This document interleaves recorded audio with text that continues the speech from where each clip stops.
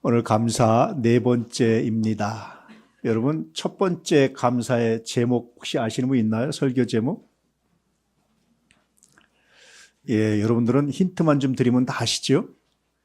자, 첫 번째 감사는 송축과 기억의 이중주다. 기억이 되고 찬송이 될 때 나도 모르게 감사가 나온다라는 의미지요. 두 번째 감사는 뭐였죠? 영적 통찰의 열매다. 통찰할 때 비로소 감사가 나옵니다라는 겁니다. 세 번째, 지난주의 주제는 뭐였죠? 감사는 평강의 안전장치다. 여러분 이제 힌트를 줘도 모르시면 안 됩니다. 적어도 힌트를 드리면 잘 아시는 게 우리에게 전통입니다. 예, 오늘은 감사는 그리스도인의 품격이다라는 겁니다. 여러분, 이 품격이라는 말을 참 제가 좋아합니다. 그리고 품격이라는 말을 굉장히 사모합니다. 그런데 여러분, 왜 제가 이걸 사모할까요? 요한이 기록한 문서, 요한이 기록한 성경들을 보면 굉장히 중요한 핵심 단어들이 나오는데 뭐죠? 사랑입니다. 근데 왜 그렇게 요한이 사랑했을까요? 혹시 요한의 별명을 아시는 분 있나요? 요한은 우레의 아들, 그만큼 성질이 급했어요. 늘 본인이 사실은 가장 취약하고 약한 것을 사모하는 마음이 있어요, 사람이.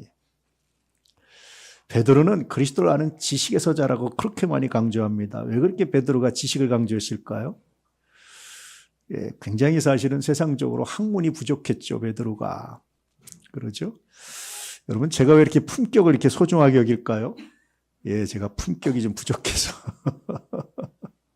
그런데 늘 설교를 하고 가르치고 저도 묵상하면서 굉장히 슬픈 게 하나 있어요. 그 뭐냐면, 여러분, 감사 모르는 분 있나요? 감사의 소중함을, 품격의 소중함을 모르는 분 있나요?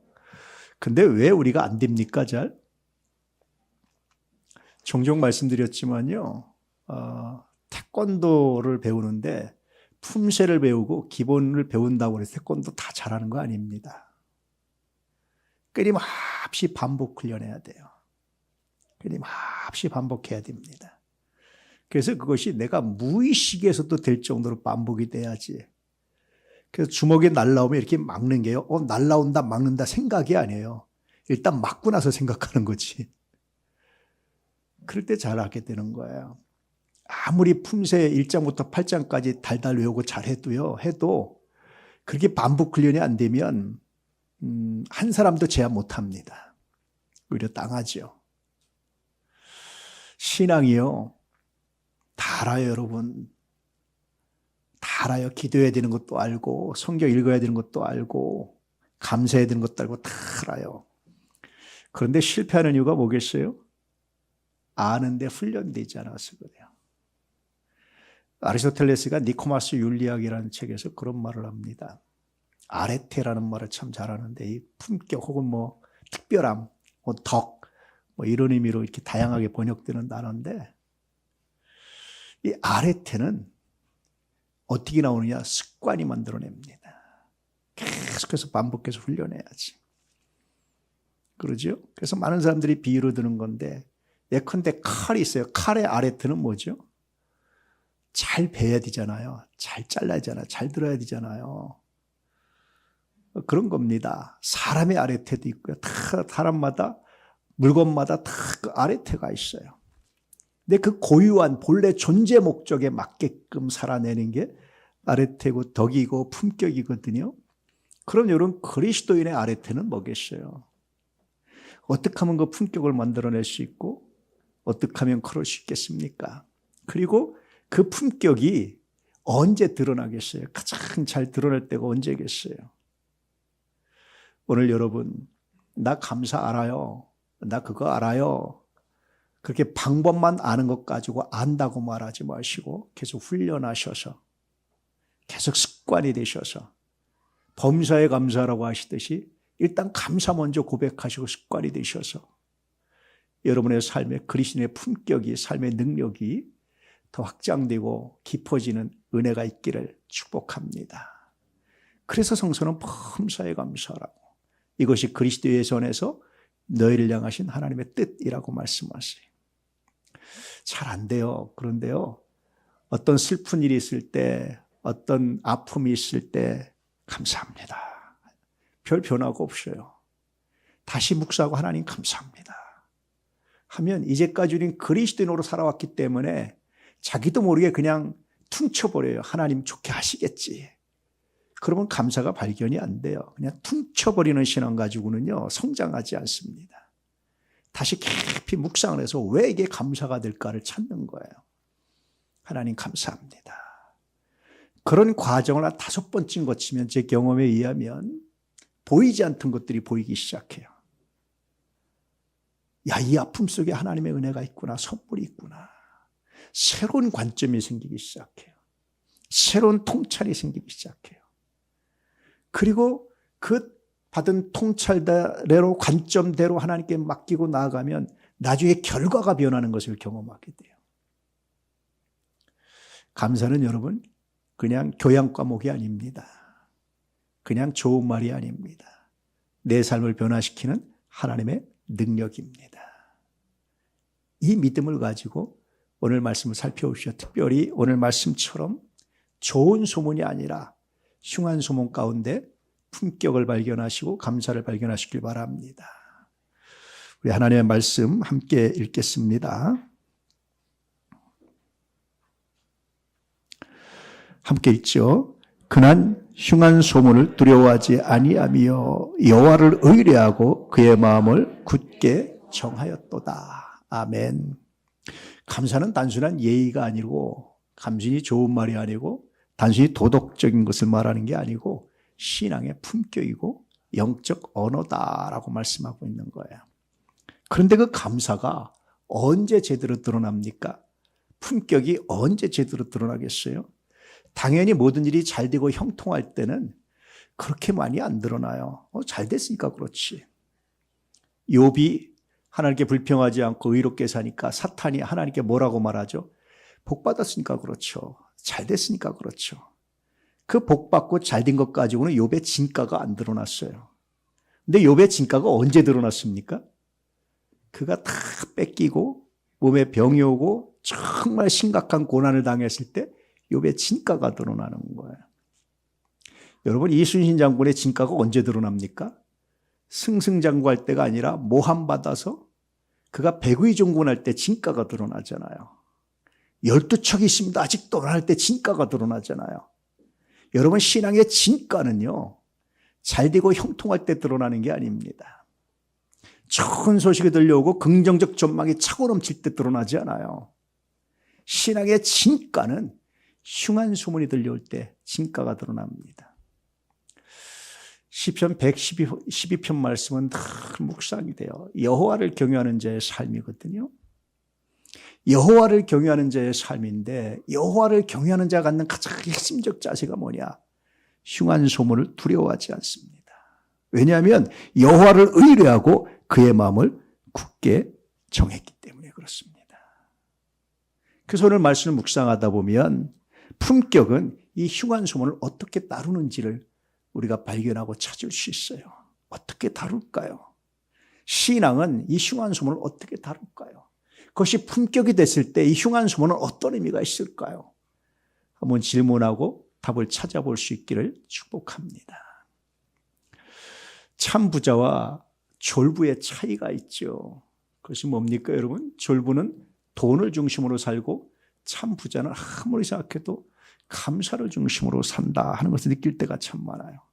세상은 부를 성공 기준으로 삼습니다. 그런데요, 성서적 의미의 성공은 품격에 있어요. 그리스도인의 품격에 있습니다. 이 품격 훈련할 수 있기를 주의 이름으로 축복합니다. 품격할 때 품자가 한자로 무슨 품이죠? 물건품이에요. 물건품인데 이 품자가 뭐로 구성되어 있습니까? 입구자 몇 개? 3개로 구성되어 있어요. 다른 사람이, 적어도 3사람이 칭찬해주고 인정할 때 그것이 진짜가 된다는 거예요. 3인성우라고 그러잖아요. 물론 3사람이 욕하면 또 진짜도 가짜 되게 하지만 적어도 3사람이 보증을 해줘야 됩니다. 저 사람은 정말 참입니다. 저건 진짜입니다. 품질, 마찬가지예요. 적어도 이렇게 보증이 돼야 됩니다. 다시 말하면 자기 혼자가 아니라 남들이 존중하고 인정할 만큼, 그렇게 드러날 만큼, 그럴 때 비로소 품격이 됩니다. 격이 됩니다. 진짜가 됩니다. 돈을 중심으로 삼으면 그건 품격이 아니라 부끄러움이 될 때가 종종 있습니다. 그의 부유함은 통장 잔액이 아니라 하나님의 은혜를 인식하는 깊이로 드러나죠. 이러한 예를 시편 112편에서 발견할 수 있어요. 실제적인 예를. 여호와를 경외하는 자의 실제적인 행동 방식이 드러나 있습니다. 크게 세 가지가 나와 있죠. 5절에 보니까 은혜를 베풀고 정의를 행합니다. 왜 그럴까? 왜 그는 은혜를 베풀까요? 여러분, 은혜 베푼다는 게 뭐죠? 내가 받은 은혜에 대해서 적어도 감사하는 마음을 갖는 거예요. 아이들을 보니까요, 어떤 사람도 어떤 아이도 홀로 태어나자마자 지 혼자 밥 먹고 똥 싸고 자란 사람은 아무도 없어요. 우리가 오늘 이만큼 잘할 때까지는 반드시 보이지 않는 손길이, 도움이, 때때로 잠도 못 자고 힘들고 아프고, 그래서 요즘 손자 손녀 봐주는 할머니 할아버지 다 허리가 디스크 나가고 병이 생겼대잖아요. 다 그런 과정을 거쳐서 자라는 거예요. 우리도 누군가 그런 도움을 받았어요. 우리가 지금 여러분 글을 알고 다 하는 것이 내가 스스로 잘나서 글 깨우친 사람 아무도 없어요. 누군가는 말 안 듣는 우리를 데려다 놓고 억지로 글을 가르치고 구구단을 가르치고 공부를 가르치고, 누군가는 사회에서 어떻게 살아가야 되는지 가르쳤기 때문에 지금 사회에서 왕따 되지 않고 살아가는 거지, 그렇지는 못 사는 거예요. 생각해 보니까 그게 얼마나 감사합니까? 나 스스로 산 사람은 아무도 없어요. 생각해 보니까 그것이 하나님의 선물이었고 그것이 은혜였더라. 여호와를 경외하는 자가 자녀가 잘 되고 하나님께 재정의 복을 받고 많은 복을 받았다 생각해 보니까 그것이 내가 지혜로워서 내가 똑똑해서가 아니라 하나님의 은혜였더라. 그 받은 은혜를 헛되지 않게 하려면 은혜를 자기도 베푸는 사람이 되는 거예요. 놀랍지 않습니까? 저는 어릴 때부터 모태신앙으로 자랐거든요. 간증했지만 늘 어릴 때부터 성경을 듣고 성경을 배우고 그렇게 살았어요. 성경 퀴즈데이 같은 거 하면 제가 1등도 했습니다. 그런데 성경은 다 어릴 때부터 배우고 주일학교를 다니면요, 치명적인 약점이 하나 있어요. 몇 번 얘기했지만 안다고 생각하니까 선생님들의 가르침이나 또 가르침에 귀를 안 기울여요. 사실은 교사 초보는 나보다 성경을 몰라요. 처음 예수 믿어서 교사 초보한 사람들은. 그래서 성경 공부를 시작하면, 분반 공부를 시작하거나 설교를 시작하면 본문이 그러면 이렇게 전개되겠군. 경험상 거의 대부분 맞아요. 그럼 설교를 안 들어요. 여기쯤 좀 다 생각, 여기쯤 어디쯤 한 5분 남았네. 그럼 정확하게 5분 안에 끝났어요, 대부분. 예전에는 그게 정확하게 거의 이렇게 규격화돼서 많이 했어요. 그런데 시간이 지나서 그게 그렇게 후회스럽고 회개가 됐어요. 왜 그럴까요? 내가 아는 거 말고 그분 나에게 가르쳐준 그분이 느꼈던 감동, 신앙의 초보자임에도 불구하고 감동돼서 교사를 하면서 가르치려고 했던 그분의 마음, 그분의 숨결 다 놓치는 거예요. 목사인 저도 설교를 종종 듣습니다. 근데 설교를 잘하고 못하고 듣잖아요. 그런 관점으로 듣잖아요. 그러면요, 분명히 교회는 설교 잘하는 사람의 중심이 돼요. 근데 설교는 그렇게 듣는 게 아니고 잘 듣고 못 듣고의 차이예요. 잘 하고 못하고가 아니라 잘 듣느냐 잘 듣지 못하느냐의 차이입니다.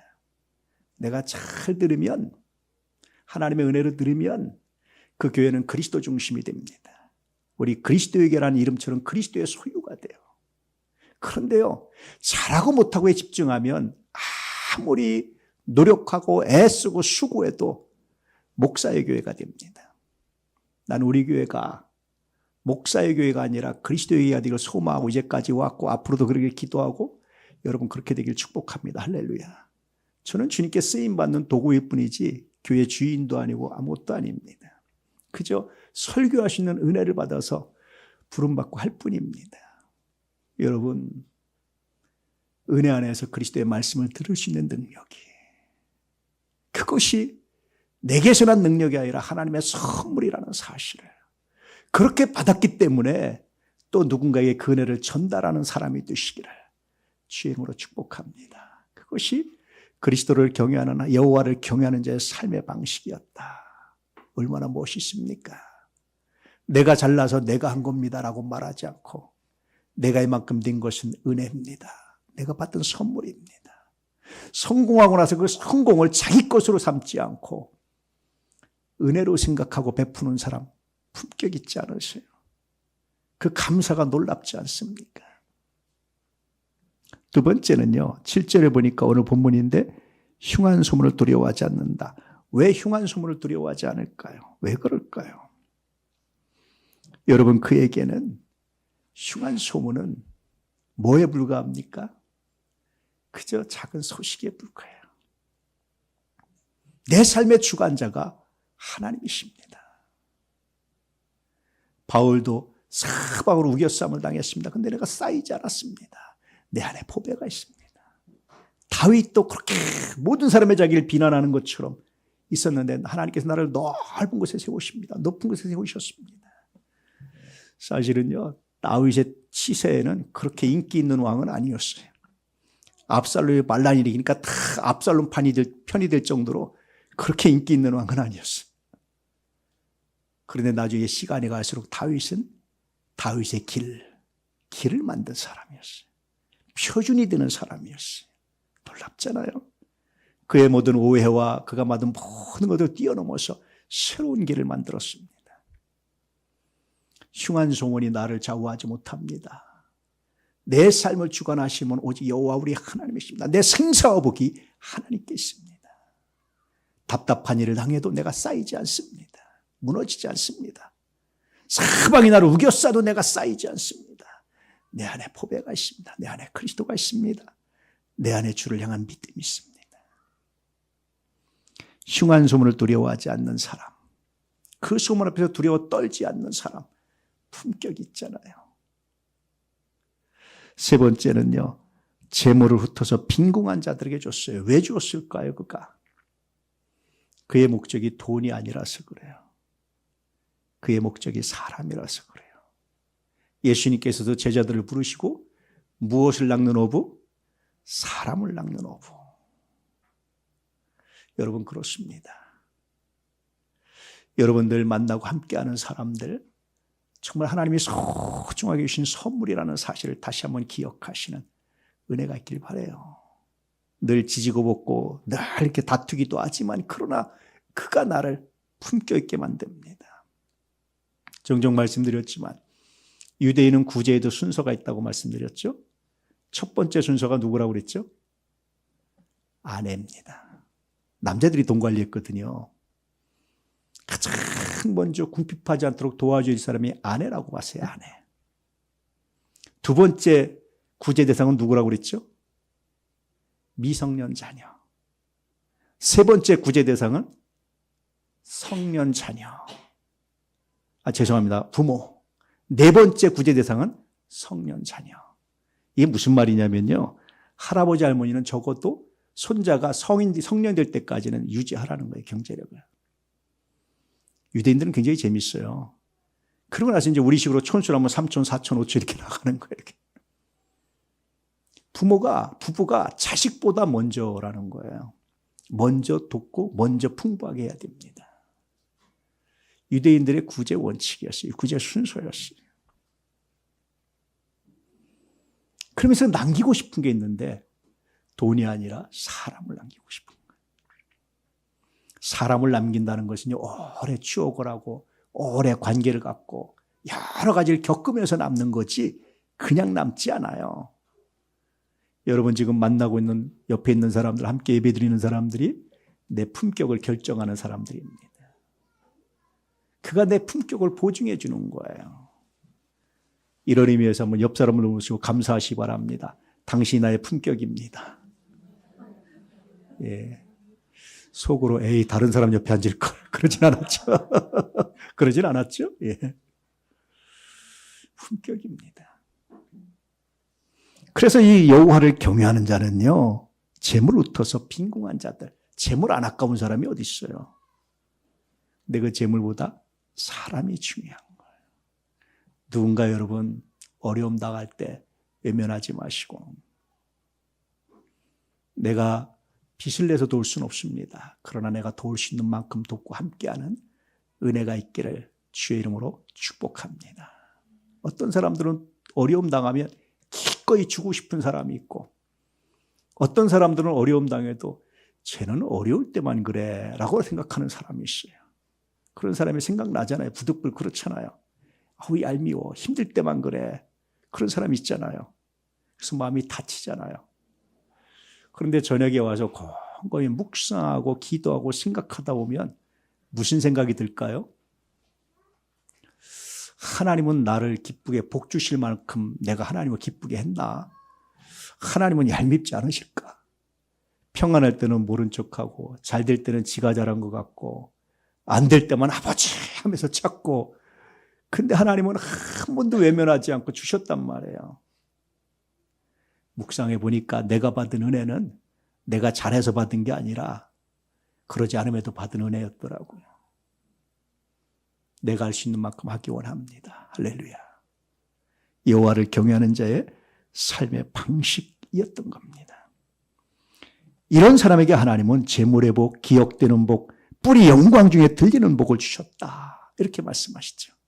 근데 사실은 시편 112편에 보니까 이미 하나님이 여호와를 경외하는 자에게 자녀의 복을 주시고 재물의 복을 주셨어요.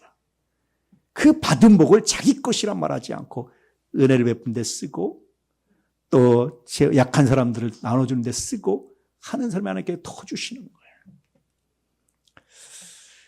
종종 그럴 때가 있죠. 어떤 일을 함께 도모하다 보면 부딪히기도 하잖아요. 그렇죠? 적이 생기잖아요. 반대하는 사람이 나오잖아요. 하나님 앞에 깊이 기도합니다. 하나님, 그는 왜 그럴까요? 깊이 기도하다가 문득 하나님이 저한테 그런 질문을 던지세요. 너와 그의 차이가 뭐냐? 처음에는 억울하죠. 하나님 무슨 소리입니까? 나는 이렇게 정의 얘기를 가는데. 좀 더 깊이 묵상하는 거죠. 진짜 그게 차이냐? 묵상하다 보면 차이가 없는 것을 발견해요. 그도 나름대로 정의를 하려고 하는 거잖아요. 양심에 화인 맞지 않고는. 그때 다시 묵상을 하게 됩니다. 내가 차이를 만들지 않으면 하나님이 나에게 복 주실 이유도 없겠다. 이렇게 묵상하는 것 자체가 하나님의 은혜고 내가 살아온 게 하나님의 은혜인데 그 은혜를 헛되지 않게 하는 것은 차이를 만드는 거다. 그럼 이제 기도가 바뀌기 시작해요. 하나님 그를 축복합니다. 그도 나름대로 정의를 행한다고 할 텐데 그 판단은 오직 여호와 하나님께 있습니다. 하나님이 드러내실 때까지 평가하지 않게 해주십시오. 그럼 묵상이 되고 기도가 될 때가 있어요. 그때 비로소 내 마음에서 새로운 언어가 나오는 것을 경험할 때가 종종 있습니다. 여러분, 그리스도인의 품격은 감사로 지켜지고 감사로 나올 수 있다는 사실을 기억하시길 바랍니다. 조정민 목사님이라는 분이 쓴 책이 하나 있어요. 새로운 길을 가는 사람. 이 책에 그런 얘기가 있습니다. 내가 순간순간 감사를 결정하지 않으면 나를 불만에 빼앗기고, 내가 순간순간 기쁨을 결정하지 않으면 나를 짜증에 빼앗기고, 내가 순간순간 기도를 결정하지 않으면 나를 염려에 빼앗깁니다. 감사와 기도와 기쁨은 거저 얻어지는 것이 아니라 치열한 영적 전투의 결과입니다. 애기 엄마들은 많이 느꼈을 텐데 어떤 애기 엄마가 그런 고백을 하더라고요. 애기를 낳고 자연스럽게 모성애가 생길 줄 알았대요. 자연스럽게. 근데 산후 우울증을 많이 겪잖아요. 그게 아니더라는 거예요. 굉장히 자기가 고심했대요. 나는 엄마 자격이 없나. 그런데 그 모성애가 어떻게 생깁니까? 그 아이야 지지고 볶고 하면서 시간이 가면서 저절로 생기는 것은 하나도 없어요.